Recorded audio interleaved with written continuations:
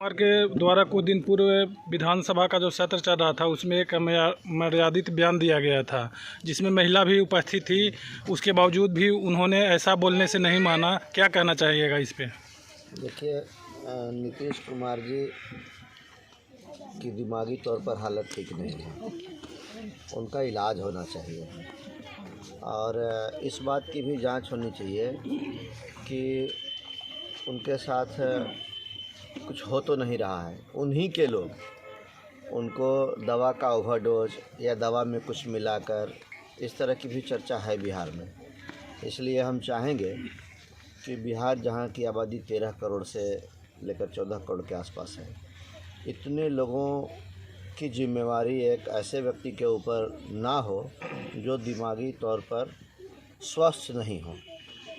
दूसरी बात कि उनकी जो सोच है, चाहे वो महिला के प्रति हो या दलित के प्रति हो, जिस तरह से उन्होंने विधानसभा में बयान दिया, वो बयान इतना निंदनीय है, इतना अश्लील है, इतना घृणित है कि कोई आदमी परिवार के साथ अपने बाल बच्चों, अपनी पत्नी या भाई बहन एक साथ बैठकर उनके बयान को नहीं सुन सकते।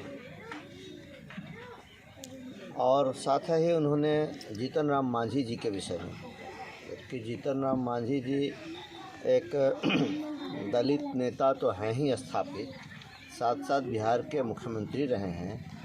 राजनीति में वो नीतीश कुमार जी से सीनियर भी हैं।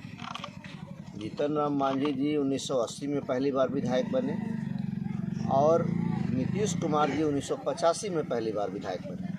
तो पॉलिटिक्स में इस सीनियरिटी का काउंट होता है कि कौन पहले विधानसभा या लोकसभा पहुंचा।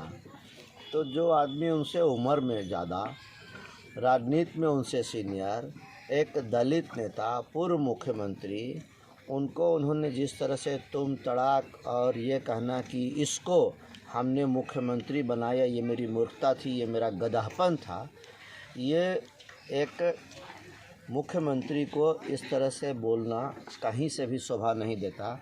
लेकिन सवाल सोच का है कि उनके मन के अंदर क्या चल रही है, क्या चल रहा है। उनकी सोच दलित भाइयों के प्रति क्या है, उनकी सोच महिलाओं के प्रति क्या है। दोनों अपने वक्तव्यों में उन्होंने साबित कर दिया कि महिलाओं का सम्मान उनके दिल में नहीं है, दलितों के लिए सम्मान उनके हृदय में नहीं है। और ये उनको ये बयान देकर उन्होंने इसको साबित कर दिया। इसलिए हम चाहेंगे कि बिहार को नीतीश कुमार जी से जितना जल्दी छुटकारा मिले उतना ही अच्छा। कुछ दिन पूर्व नीतीश कुमार एक श्राद्ध कार्यक्रम में गए हुए थे और जिनके घर श्राद्ध कार्यक्रम था, वो उनके घर श्राद्ध कार्यक्रम में पुष्पांजलि अर्पित करने के बाद उन्हीं के ऊपर पुष्प छिड़क दिए।